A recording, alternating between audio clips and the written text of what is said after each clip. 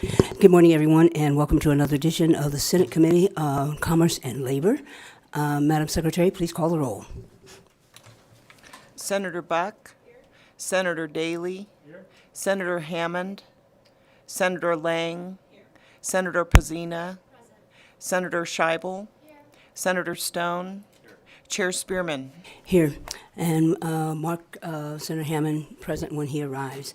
I want to welcome to our audience here in Carson City and to those who are joining us at Grant Sawyer down in Las Vegas. Today we have 2 items on the agenda, but I want to get through some housekeeping items first.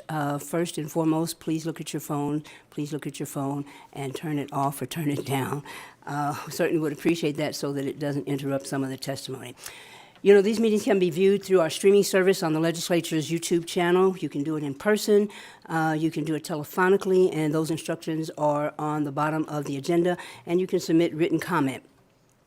And finally, you can share your opinion via the legislature's opinion application on Nellis. Any exhibits that you want to be seen by the committee in a hearing should be submitted no later than 8 o'clock the day before.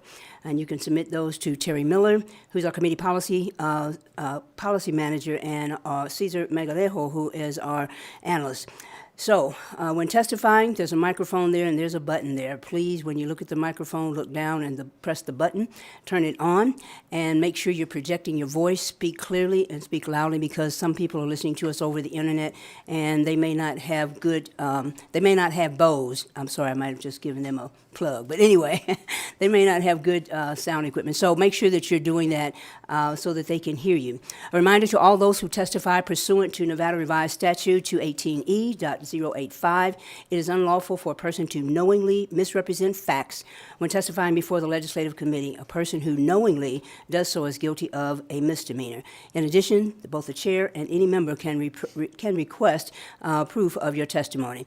All committee-related information is available on Nellis, which is accessible from the legislature's website, and we will take public comment at the end of the meeting. And please note that public comment is limited to 2 minutes, and it does not pertain to anything that we have discussed in the regular meeting as associated with the bills. And again, finally, please, please, please, ma'am, please, sir, please turn off your electronic devices or put them on silent. So we're going to get started with our first bill today, Senate Bill 270, and that's sponsored by Senator Scheibel. Senator Scheibel, begin when you are ready.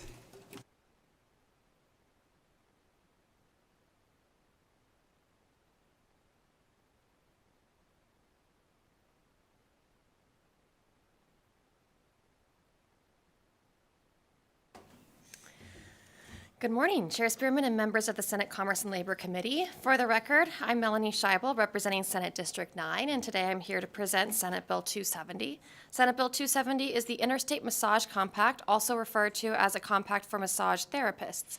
Joining me today is Nick Vanderpool with Flynn Gaducey Government Affairs and Government Affairs, I did it again, and Sandy Anderson, the Executive Director for the Nevada State Board of Massage Therapy, and joining us virtually is Kelly Mae Douglas with the Department of Defense. I think Kelly Mae is there somewhere. And also Matthew Schaefer, Deputy Policy Director with Council of State Governments. One area Matthew specifically handles for CSG is interstate compacts. There's one small amendment on Nellis. It makes minor changes to the compact language to make it align with the same compact being circulated in other states so that it is effective. With that, I'm going to turn it over to Nick Vanderpool to start the presentation of Senate Bill 270, and I appreciate your time and attention. Good morning, Chair, members of the committee. For the record, Nick Vanderpool with Flynn Gaducey Government Affairs. We appreciate Senator Scheibel bringing forth Senate Bill 270 and the Interstate Compact for Massage Therapy. I'm going to turn it over to Sandy Anderson, Executive Director with the Nevada State Board of Massage Therapy. Good morning, Senator and committee. Thank you for hearing our bill today. My name is Sandy Anderson. I'm the Executive Director for the Nevada State Board of Massage Therapy. I'm also the Vice President of the Federation of State Massage Therapy Boards. And I'm here to kind of explain how we got here today. The board has been working for the past 7 years to streamline regulation, enhance all of the benefits that regulation provides to our licensees as well as the public, and increase our protection of the public. We address in our industry, human trafficking, sexual assault, and many other issues that some of the other industries don't have to address. And as such, we continually work to streamline our regs and our statutes. This bill is before you to try to ease portability into the industry, to help our licensees have portability, to help our employers, especially the strip spas in Las Vegas, to more readily be able to get employees to fill the need for massage therapy, and to help increase safety and security for the consumer as well. So it adds an additional layer of sort of coverage, and the database would be a national database with everybody that participates in the compact in that database. So if we have someone who does some illicit stuff in one state, all the states that are part of the compact would know about that, and we'd be able to address it on more of a national level, not just a state level. If you have any questions, I'm happy to answer them, and I believe we have Matt Schaefer next, or do we have Kelly May? Chair, if you'll indulge, we'll ask Kelly Mae Douglas to join us virtually.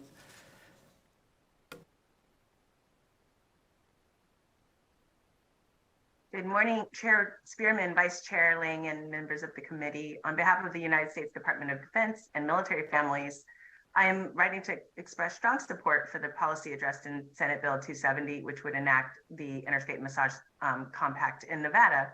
DoD has advocated for improved licensure and career portability for military spouses and service members for several years. Military spouses are disproportionately affected by state-specific professional licensing requirements that can cause delays and gaps in employment, with 36% of military spouses requiring a state license to practice in their professions, and an annual cross-state relocation rate more than 10 times higher than their civilian counterparts. Accordingly, military spouses experience unemployment and underemployment at significantly higher rates than their civilian peers. DoD believes that interstate compacts are the best tool to afford timely and equitable reciprocity. Accordingly, the department has entered and funded entered into a cooperative agreement with the Council of State Governments to assist in developing model legislation for multiple interstate licensure compacts, to include the massage therapy compact. Interstate licensure compacts that apply to all and not just military spouses will continue to be prioritized by the Department of Defense. Compacts allow states to actively engage and agree on the qualifications needed for a practitioner to use the compact, the availability of a database to ensure information is shared between states where the practitioner works and the home member state that oversees the practitioner's license, a commission responsible for drafting rules to implement the compact and ensuring compliance with the provisions of the compact, and the ability for states to protect the public and support the economic needs of military members and their spouses. The newly enacted federal portability law that was recently signed in January, that you might be aware of, expressly recognizes that as states are working in a continuum to increase licensure portability for military spouses, the licensure compacts will continue to be a priority and will take precedence over any state-specific laws. With that, just want to thank you for your support and letting me speak on this issue. Thank you. Chair, if next I have Matthew Schaefer with Council and State Governments. He is going to go through the compact and how we got here as well. Thank you, Nick, and thank you, Chair Spearman and members of the committee. I'd just like to express my appreciation for your consideration of the Interstate Massage Compact. For the record, my name is Matt Schaefer with the Council of State Governments, and my testimony is meant to provide some background educational information on the compact. So there's currently approximately 300,000 licensed massage therapists in the United States, and despite the high demand for services, licensees are currently limited to providing services within their state borders. The Interstate Massage Compact seeks to provide licensees with opportunities for multi-state practice, support relocating military spouses, as Kelly May mentioned, as well as foster workforce development by reducing the unnecessary burdens related to maintaining multiple licenses. The Interstate Massage Compact is an occupational licensing interstate compact, which is a legally binding agreement between states.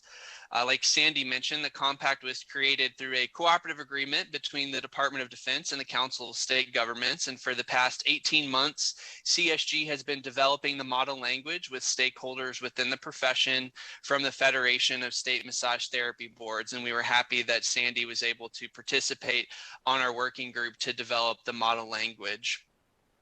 The compact will enable massage therapists to obtain a multi-state license issued by their home state to practice in other states that join the compact, rather than get an individual license in every state in which they want to practice.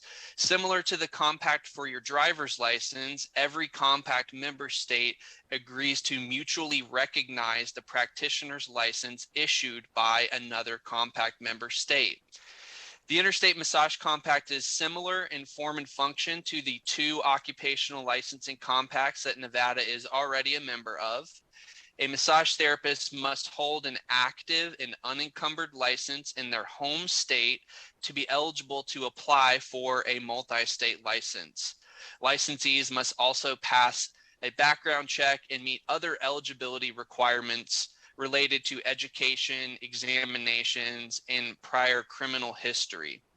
The Interstate Massage Compact will benefit military families, as Kelly May mentioned. So if a military family gets assigned to a new duty station in a compact member state, that service member or spouse can continue to work on their current multi-state license. From a regulatory perspective, the compact preserves the authority of each compact member state to protect public health and safety through the existing state regulatory structure. A licensee practicing underneath a multi-state license must abide by the laws and regulations and rules that govern the practice of massage therapy in the state in which the services are provided. So when licensees are providing services in Nevada under a multi-state license issued by another state, they have to abide by all of Nevada's laws and rules while they're practicing in Nevada. And the Nevada Board of Massage Therapy has jurisdiction over anyone who is practicing in Nevada under a multi-state license. Like all of the other occupational licensing compacts, the Interstate Massage Compact will be governed by a commission made up of the member states, and the delegate will be a representative from the Nevada Board of Massage Therapy. The compact will come into effect once enacted by 7 states. The compact is brand new, so there's no states that have currently enacted the compact. However, there are several states with introduced legislation. If enacted, Nevada will have a seat at the table with the commission when they have their first meeting to establish the compact's rules and bylaws. We do not anticipate substantial cost for Nevada to participate in the compact. There could be additional software required in order to synchronize Nevada's licensing information system with the compact data system that Sandy mentioned. And there is cost associated with sending the chosen commissioner to the annual commission meeting. So overall, the Interstate Massage Compact will increase license portability for massage and bodywork professionals in Nevada, will support military families, improve access to services for Nevada residents while maintaining the current system of state licensure in Nevada. Additionally, by ensuring the sharing of investigative and disciplinary information amongst the participating states, the compact will allow member states regulatory entities to better protect public health and safety. Thank you so much for your time, and I'll now stand for any questions from the committee. Is that it? Is that it? Yes? That's it? I was just asked to share that we already have compatible software. So when he does talk about that marginal cost, we will absorb that within the board. It should not affect our licensees at all or increase our licensing fees at all. Would that include the travel that he mentioned and any other expenses associated? I budget for in-state and out-of-state travel every year. I've never used my entire travel budget, so I think we'll be fine there too, yes. Okay, thank you. Now, committee members, any questions? Senator Daley? You guys knew. And if you heard my comments on the previous compact that we had, you know I'm not exactly a fan. And I just will make more of a comment than anything else. I know I just don't like the way the compact potentially puts limits on what the state can do, specifically in Article 5, subsections A and E, that says the state can, do laws and various things, as long as it's not inconsistent with the compact. And then the compact can make rules and regulations and various things that are binding, quote, law. And then the way to object to that is, to me, onerous and difficult. You'd have to get the majority of the states to object to it through legislation, the same way this was adopted. And then just the timing and various things. By the time you did all that stuff, I don't know if you could get the majority of the states, especially with Nevada being once every 2 years. And then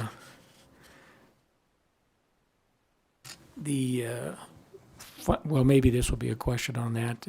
I did have a question on Article 8, sub B 1 and 2, and it talks about who can be on the commission from the state, and that the commission or the board or whatever can potentially put term limits on who the state wants to have as their representative. And just several things that I don't like the way they work. So if it was just limited to military spouses, I don't think we do that. I think we could probably do that through statute without the compact. But so that was it. And then final question, how many states are in right now? Madam Chair, through you to the Senator. Yeah, just go direct. Thank you. Senator, there are 0 states in the compact right now. For the record, Sandy Anderson, Executive Director for the Nevada State Board of Massage Therapy. There are 0 states in the compact. We are on the front end of this very progressive approach to licensing massage throughout the country. And Matt mentioned I served on the technical assistance group. The Federation applied for the grant money from the DOD to get the Council of State Governments to work on a compact for massage, because we think it's really kind of the best way to move forward. And we did that after multiple conversations at Federation meetings and discussing it with board members, licensees, executive directors, investigators, inspectors, all of that. We brought those opinions to the table during the tag. We addressed a lot of our concerns. The attorneys for the Council of State Governments wrote into this compact extra security, sort of, to help us do our job as regulators. But the focus of the compact is the 80% of amazing licensees in this country that want to be able to move around, or potentially may want to move around. And those licensees have asked for portability. They've asked that we do something to make it easier. If we do a compact, they don't have to apply in each state. They would apply for their compact license. They move around between the states that are part of the compact. Based on information at the meetings, I think that we'll see probably between 20 and 25 states eventually in the compact, if it's approved by their legislators, right? For sure, the executive directors and their board members are on board with doing something like the compact. And that would allow our employers in our state to be able to have licensees come in, and then, well, Canyon Ranch, their vice president, that's the largest spa in Nevada. It's located at the Venetian Palazzo down in Vegas. They had a member at the table as well to represent the industry. And what they're looking for is being able to move therapists from Nevada to Massachusetts, to Texas, to Arizona, California have people be able to move around. And I think that's really what we're about. I understand your concerns, but I really think for the licensees, it's the right thing to do. For our military, we already have things in our statutes that help them. We give them a discount, we license them as fast as we can. But the portability that the compact provides is they don't even have to apply for that license anymore. They just move from state to state as they need to. And that's easier than the continual application process. Did that answer your question? Yes and no. So I understand the argument for and all that stuff. I'm just not a fan. But so on the provision on the term limits, I know they would have to adopt a rule. Why would they want to limit that? I don't know. And then how many states have approved how close to are we 7? I know nobody's in there yet because they haven't got to 7. Do you know how many states have already approved it? Are we going to be number 6? Are we going to be the 7th one? Or I think we're going to be number 1. we're okay. I think we're slated to be possibly number 1. There are 3 other states that I've talked to their EDs, and they're working on it, and they have bills, but whether or not those will get approved this, legislative session, I don't know. So, Nevada's sets to be a leader again. We're a leader in this industry anyway, but we're set to be a leader again if we approve the compact. And the person would be the executive director. When the TAG group met, the representative to the commission would be the chief lead officer. In our case, that's me. It'd be the executive director for our board and our state. In other states, it might be a chief in a larger organization, like TDLR. It might be the chief of licensing at TDLR versus an executive director of the massage board. Thank you. Vice Chair Lang, and then Senator Stone. Thank you. So I was reading in Article 8 where it talks about the operation of the commission. And I see that it looks to me like there are going to be costs involved because you're going to do an annual financial report, you're going to hire staff, and those kinds of things. What do you anticipate the cost to be to your organization, and is that something you absorb, or is that something you need to come to the state for? How would you fund that? Senator Lang, we are self-funded. Oh, I keep forgetting that part, I'm sorry.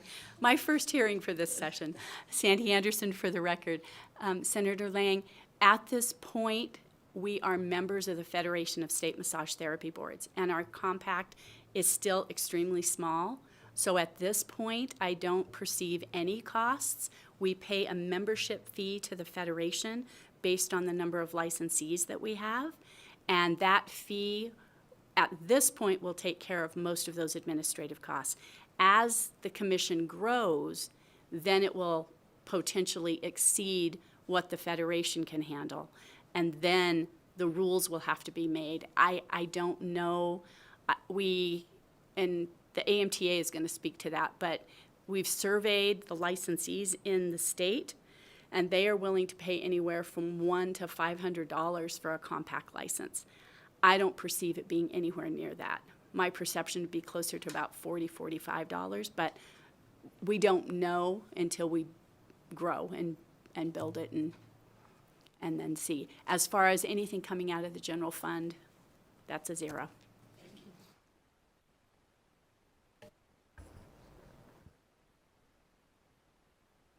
Just before we go to you, Senator Stone, Matt, you have something to say? Are you leaning forward? I think your hand is up. Yes, thank you, Chair Spearman. I just wanted to provide a follow-up to Senator Lang's question. So from the perspective of the other professions that have compacts, the reason why the costs to the state are low is traditionally they're passed along to the licensee to absorb that administrative cost of the commission.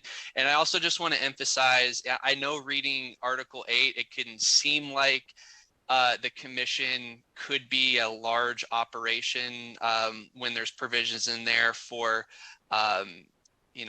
entering into leases and borrowing, making bonds and things like that. So, but from the other professions, these are small operations. We're talking about probably an executive director and maybe one administrative support staff person.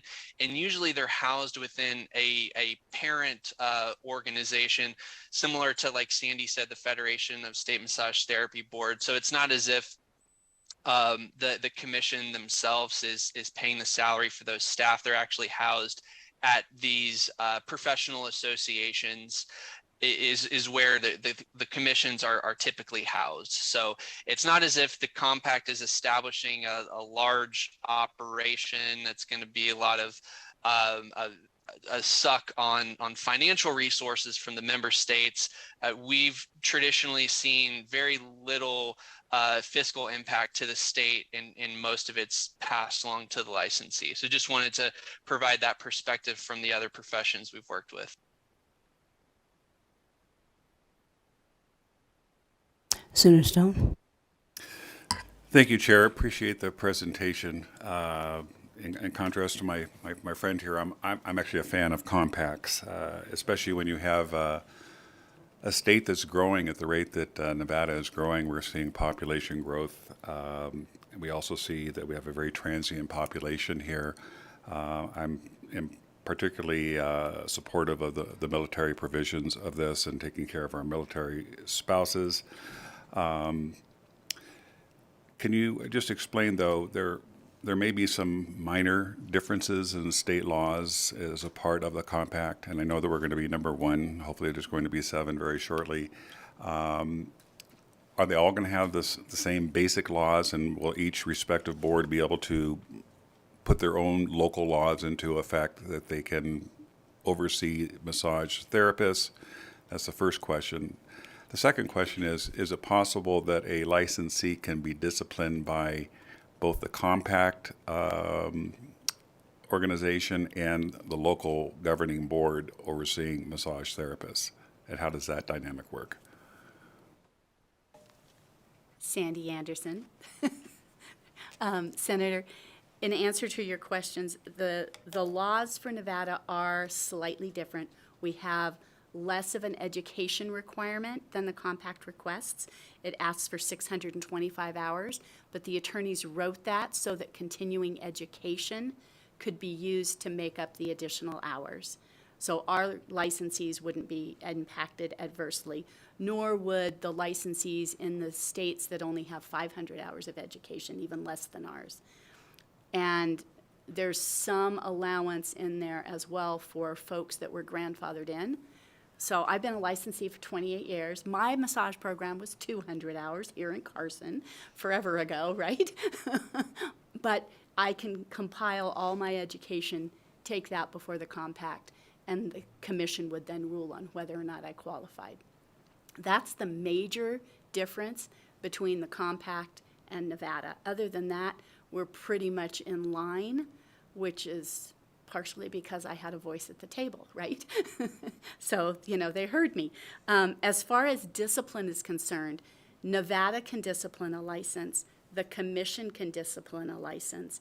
If Nevada disciplines a license, they will notify the commission, and the commission will discipline that license in all the states. So that portability, if we revoked a license, that portability would be revoked nationwide, or compact-wide, I guess I should say. Okay, just as a follow-up, if I may. So if somebody is licensed in Nevada and they want to go to Idaho, they're part of a compact, let's assume Idaho's part of the compact, and they do something wrong in Idaho, will the Idaho board communicate with the Nevada board saying that this person did this and it's detrimental to patient safety, customer safety? Would that be would that parallel?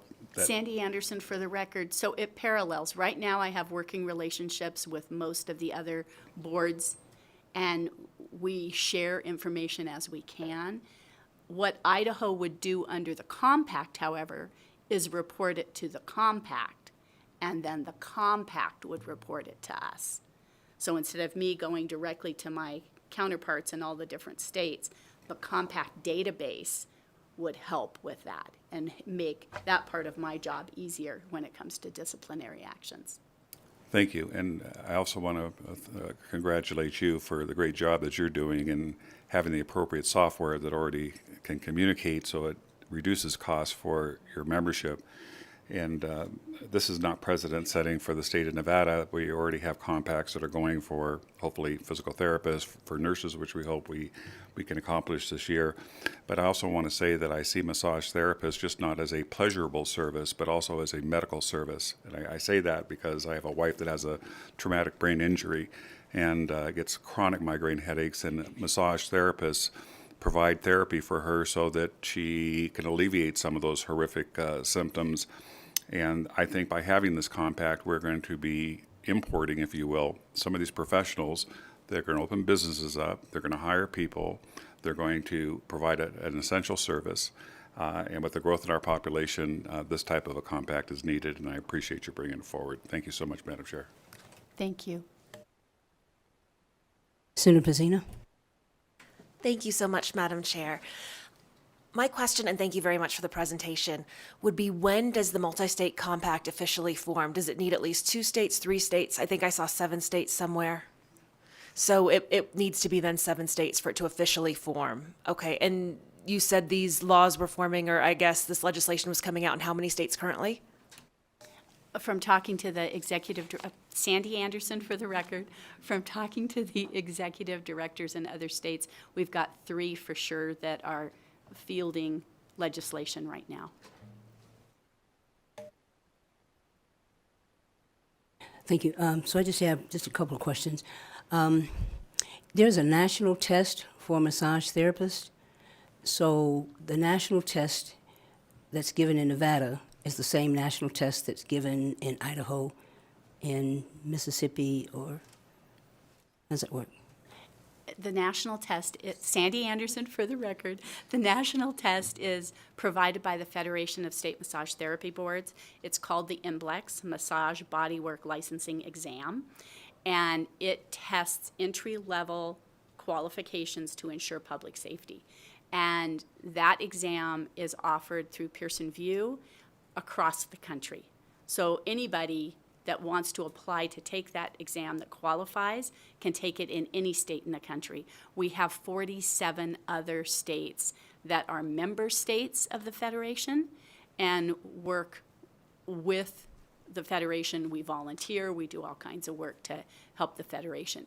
But that exam is the same exam everywhere. Yeah, so, so if it's already the same, then the standards or whatever of testing, some of that has already been implemented. Yeah, I have a nephew who's a massage therapist. So the other thing that I want to say, so I think Senator Daley said, you know, states, do they lose any of their rights or what have you? So when the compact exists, since it doesn't now, if we are the first, then that means we would have some say in what the rules and regulations might be? Sandy Anderson, for the record, yours truly would sit on that commission. So yes, we would have say from that standpoint. And keep in mind what Matt Schaefer said before, is that even though their compact rules exist, every licensee that comes into the state of Nevada still has to abide by our statutes and our regulations. They have to follow our Practice Act. So they don't get to veer off of that. So if there's anything we don't allow massage therapists to do in this state, they wouldn't be able to do it even with the compact in place. And they are responsible for making sure they know the statutes and the regulations for each state.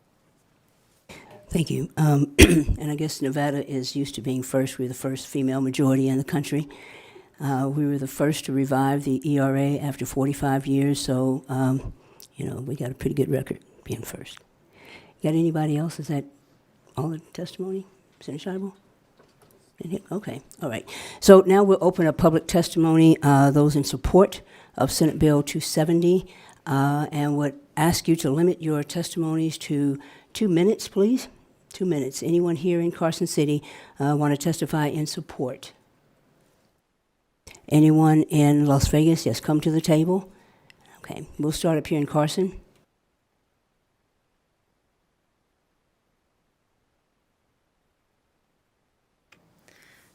Thank you, Chair Spearman and the rest of the committee. My name is Liz Barnard. I'm the current chair of the Nevada State Board of Massage Therapy, also a licensee. When I moved to Winnemucca in 2010, had we had a compact, I would not have had to wait 5 months in order to start practicing. There was some delays. Actually, at that point, our statutes did not recognize the MBLEX as an approved exam, and that's the exam I took in Washington. So I actually had to go through the process to appear before the board to have my application approved. Now, that would not have been the case. I would have met all the requirements that are currently in statute, but there still would have been the delay waiting for the application to be approved. I really think this compact, if approved, would allow a lot more mobility of our licensees across states, and would help our industry and help the public. So, thank you. We'll go up go down to Las Vegas.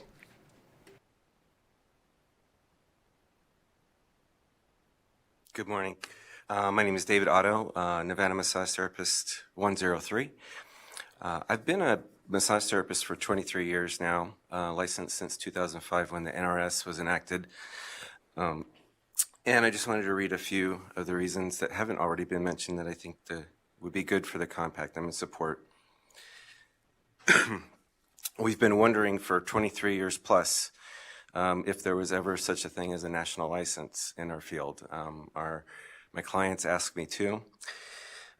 Some reasons that I think that impact would be a great benefit for Nevadans, both temporary residents and permanent residents. Notwithstanding the military members and their spouses, saving costs and time across state lines and moving with their jobs. I believe that Nevada currently doesn't recognize massage therapy as healthcare. I think, as was mentioned earlier, we're a personal service at this time. And in recent years, manual lymphatic drainage has become one of the techniques in massage therapy under our Practice Act that is utilized by doctors, patients, obviously, and insurance companies. There's a big need for some specialty skill sets that may or may not be present in Nevada right now. In Nevada, I believe tourism is one of our industries, main industries. And, massage therapy serves both medical and tourist industries here. I think impact would provide the space for people to come and not be, not without high costs and complex vetting processes of having to get a new state license. I want to thank you for hearing this today, and thank you for hearing my comments. Thank you. Anyone else here in Carson City? BPS, we have anyone on the phone in support? If you'd like to testify in support of SB 270. 270, please press *9 now, or raise your hands in the Zoom window to take your place in the queue.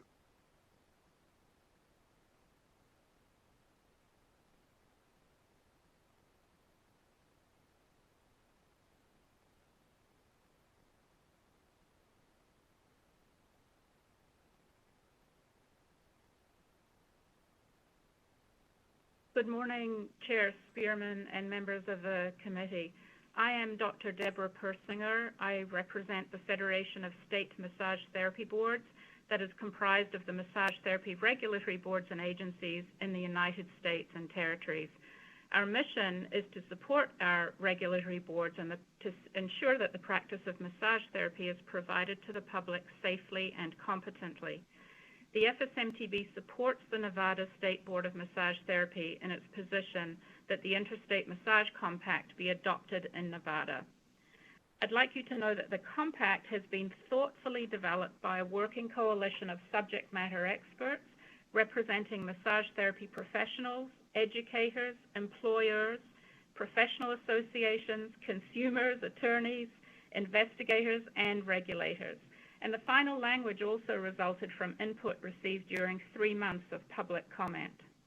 The compact will expand employment opportunities, increase consumer access to quality care, and improve public safety. And I'll reiterate that the compact preserves state sovereignty as it retains a state's jurisdiction over individuals practicing in their state.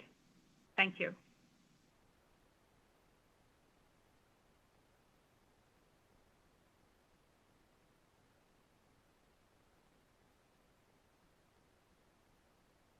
BPS, anyone else on the phone? Hi, my name is Lance Hostetter. I'm the Director for Government Relations for the Associated Bodywork and Massage Professionals or ABMP. And thank you, Madam Chair and members of the committee for allowing me to be here today. I'm here representing our 1,200 Nevada massage therapists and our 80,000 massage therapists nationwide in support of Senate Bill 270. And for the sake of time, I will not go over all the reasons why, because they are the same reasons that many of our friends here have already stated. We believe this is a good bill that takes a positive step toward ensuring that massage therapists can work in the state that they are desired to work in, while also having the education, skill, and licensure to be able to do that safely for the public. Again, I will save the bulk of my comments that I had as they've been stated previously. We urge you today to support 270. Thank you so much. Thank you.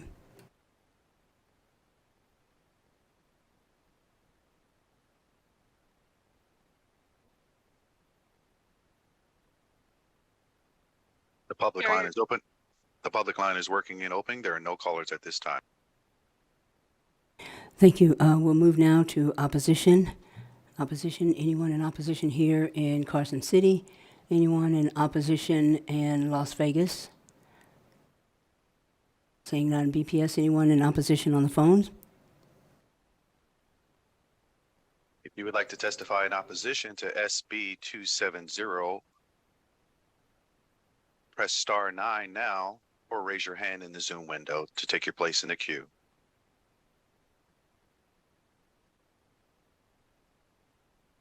The public line is open and working. There are no callers at this time. Thank you. We'll go down to neutral. Anyone here in Carson City or in Las Vegas, neutral? Don't see anyone. BPS, anyone on the phones? You would like to testify in neutral to SB 270, please press *9 now or raise your hand in the Zoom window to take your place in the queue.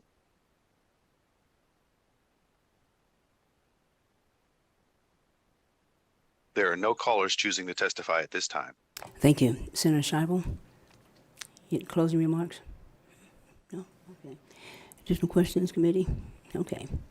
So we will now close the hearing on Senate Bill 270, and we will open the hearing on Senate Bill 283, which deals with delivery of medical records electronically. And I'm going to turn the gavel over to our vice chair while I attend to another appointment.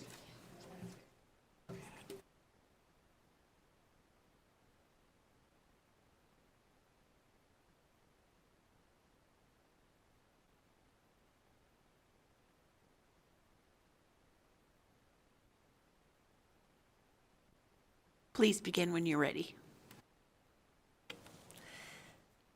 Good morning, Vice Chair Lang and members of the Commerce and Labor Committee. For the record, my name is Julie Pizzina, and I represent Senate District 12 in Clark County. Today, we'll be presenting Senate Bill 283. This bill serves to modernize statutes for customers who need their medical records for any reason, including an injury case or for workers' compensation. Currently, written and electronic records cost 60 cents per page, except in cases of workers' compensation where the cost is 30 cents per page. This cost can really add up for those people that this affects. In 2023, we know that most hospitals and doctors' offices have moved from providing written records to electronic records for their patients. So this is simply a case of modernization with the times, and this bill reflects this modernization by reducing the cost per page only for records that are being sent electronically to the requester. To address concerns of other parties, we've made an amendment which can be viewed on Nellis. This removes the mention of a person who owns or operates an ambulance in Section 1, and we've added or third-party administrator in Section 3. Thank you so much for your consideration, and I'm going to hand it over to Jamie Cogburn, who will walk through the bill. Thank you. My name is Jamie Cogburn on behalf of the Nevada Justice Association. I want to thank Senator Pezzina and the other bill sponsors for bringing this bill forward. As a background, and again what Senator Pezzina said, this bill is to bring our statute up to speed. The statute is old, and back when all records were kept in paper format, it makes sense to say, hey, if we have to copy the records, it's 60 cents a page. Nowadays, approximately 95% of all medical records are kept electronically. Accordingly, when you request medical records or a patient requests medical records, usually they just send those to you electronically, either via email or through a portal. But they are charging 60 cents a page, even though they're no longer copying or printing those documents out for customers. And this bill would update the statute to say if you request medical records in electronic format, they must be provided in electronic format, and you cannot charge for the production of those. Going through Section 1 of the Section 1.1 of the bill, it's important to note that the request still requires written authorization, a HIPAA form, in other words, as the statute requires now, a HIPAA form signed by the patient. The medical provider must comply with all federal law that they're already required to do, along with all other state laws. And the records must be securely sent. Most providers, in my experience, have portals that you log into for verification, and that would be the most common way. Section 3 of the bill amends Chapter 616B, which essentially applies to all workers' compensation cases. In the workers' compensation context, they're allowed to charge 30 cents per page, not the 60 cents per page. The bill would amend that also and say if you're requesting electronic medical records and they're kept in electronic format, then you cannot charge the 30 cents per page.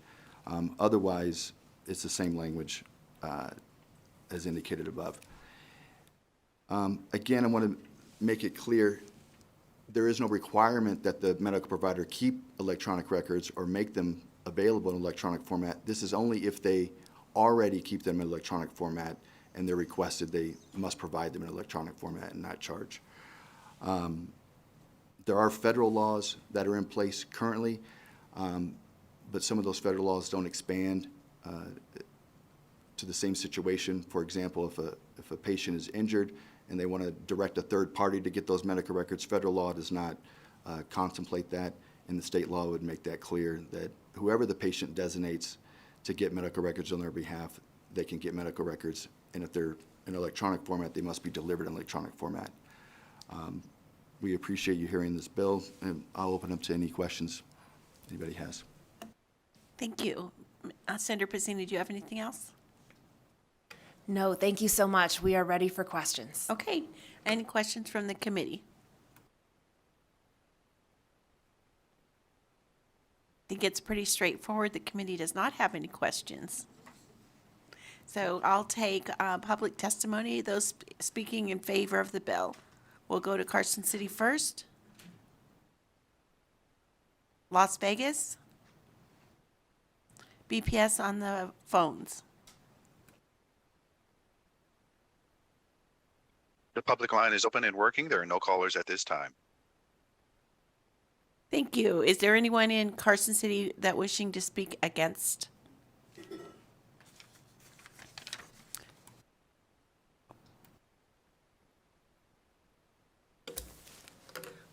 Morning, Vice Chair. Members of the committee, for the record, David Cherry, Government Affairs Manager for the City of Henderson.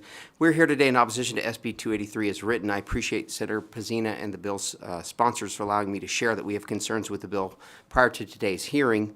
and for engaging in discussion regarding those sections of the bill that have raised some potential red flags for us as a local government that has a responsibility to safeguard sensitive employee health care records.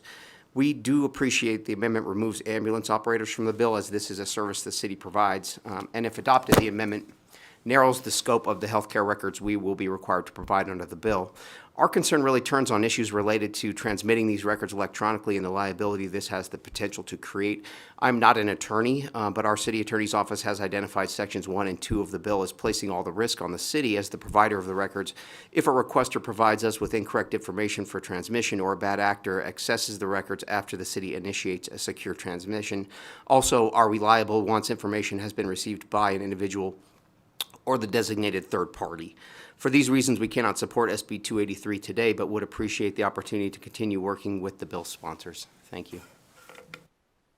Thank you. Anyone wishing to speak against Senate Bill 283 in Las Vegas?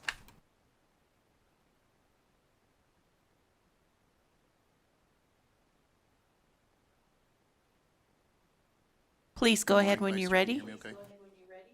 Thank you. Good morning, Vice Chair Dalton Hooks, Hooks, appearing on behalf of the Nevada Self-Insurers Association and its members. I would just first join the prior comments in opposition. We do have some concerns as well, but we are currently working with the proponents to get some language adjusted that will allow us to move to support. Thank you. Thank you. Anyone on the phone lines wishing to speak against? The public line is open and working. There are no callers at this time. Thank you. Anyone wishing to speak in neutral in Carson City?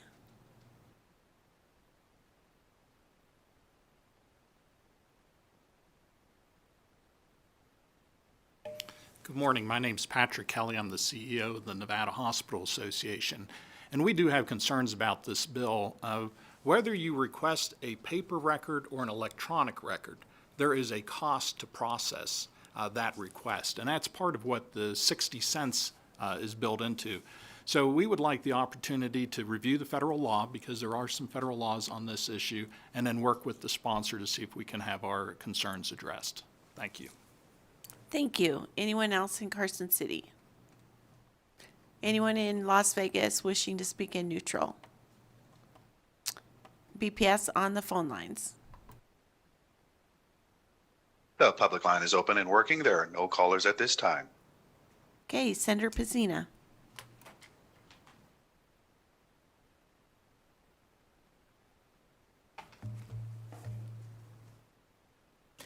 Thank you so much again for the opportunity to present today. I would point out that often the risks that are associated with sending something electronically, if someone gives an incorrect email address, though there is usually a link to authenticate, oftentimes including part of a social security number or zip code, can also be made if someone gives an incorrect address and someone's transmitting a paper copy to an address as well. Those same risks do exist.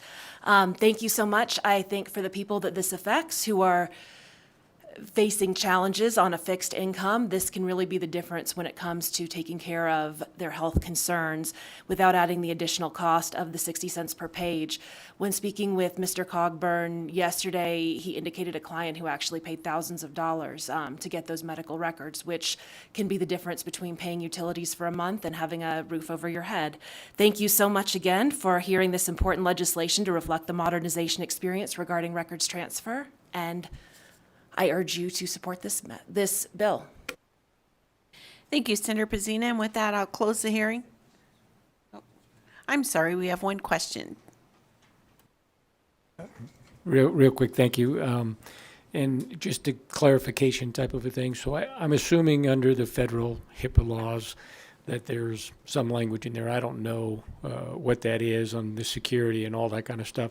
But this has to have been anticipated, and there's got to be rules and guidelines of various things. And then also, you might look to, at least for the Nevada part or liability within the state, there's language in, I think it's 239 public records, that says if you accidentally released otherwise confidential information, it was a good faith mistake, then the state or whoever that was is held harmless. You might look at that language as well. But I don't know HIPAA has to have covered this somewhere. Thank you. Jamie Cogburn for the record, through Vice Chair. Please just go direct. Sorry, it's already a long day, and it's only 9 o'clock in the morning.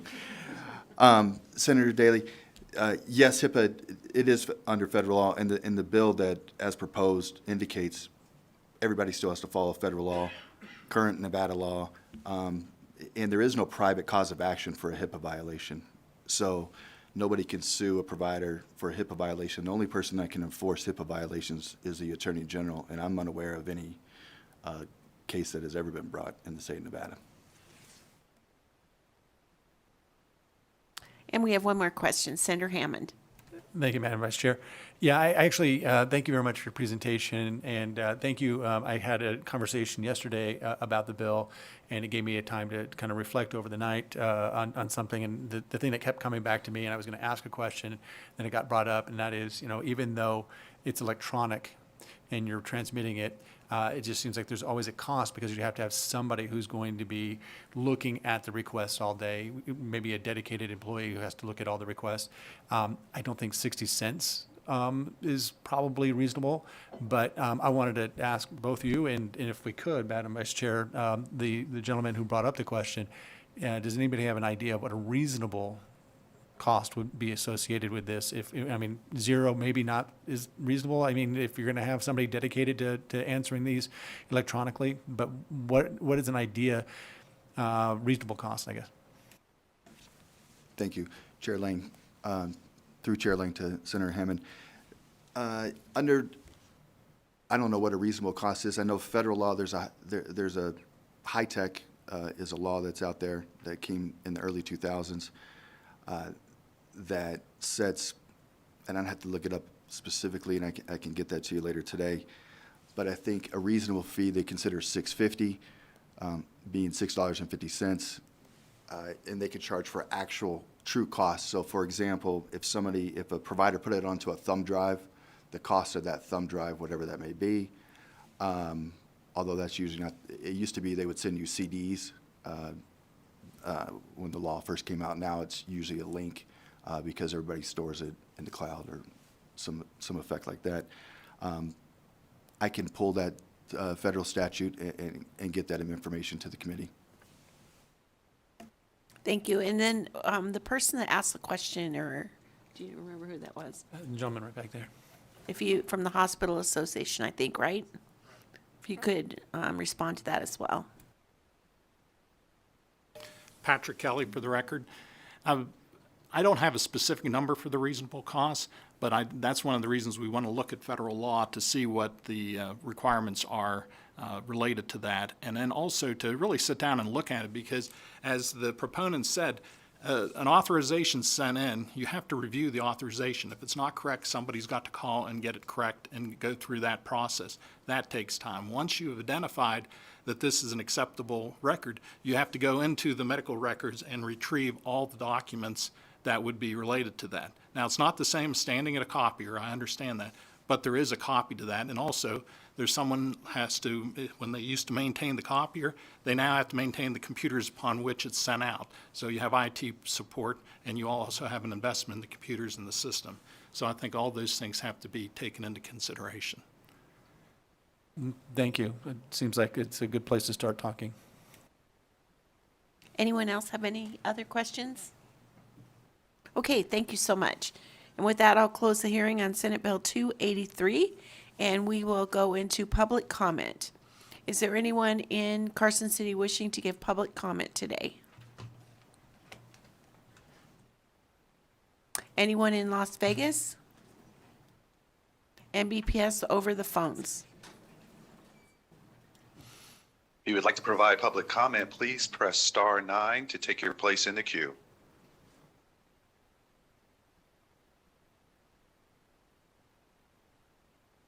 The public line is open and working. There are no callers at this time. Okay, with that, I'd like to thank everyone for being here today, and we'll adjourn the meeting of Commerce and Labor, and we will, we'll meet on Monday at 8 o'clock.